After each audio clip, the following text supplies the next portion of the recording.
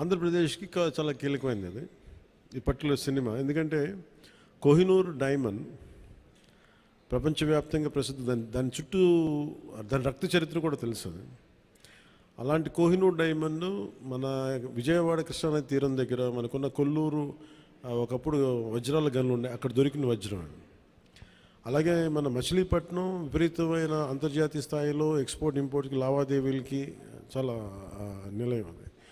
So అలాంటి చోట జరిగే కథ ఇక్కడ జరిగిన ఈ కోహినూర్ వజ్రం వెళ్ళి ఫైనల్గా కులీ కుతుబ్ షా నుంచి మొఘల్ ఎంపరర్ దాకా వెళ్ళి మొఘల్స్ పాలనలో దట్టు ప్రత్యేకించి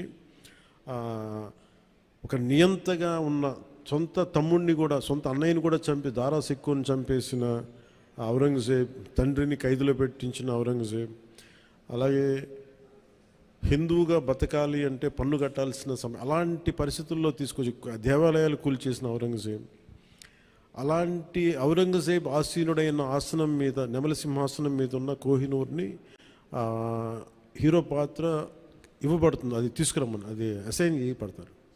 సో అది నాకు ఇంట్రెస్టింగ్ అనిపించి సినిమాని ఒప్పుకోవడం జరిగింది.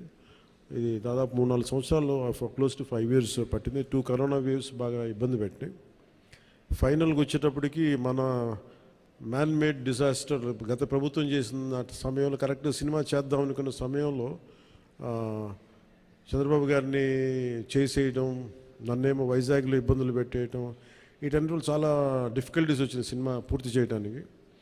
ఫైనల్గా గవర్నమెంట్ మారిన తర్వాత చేద్దాం అనుకుంటే చేసే టైంకి అడ్మినిస్ట్రేషన్ 6 months తర్వాత కరెక్ట్ ఇక్కడ ఈ ఆఫీస్కి ఈ క్యాంప్ ఆఫీస్ కొత్తపేట దూరంలో ఉన్న ఈ మిడ్ వ్యాలీ ఏరియాలో సెట్ చేసి రోజుకి కుదిరిన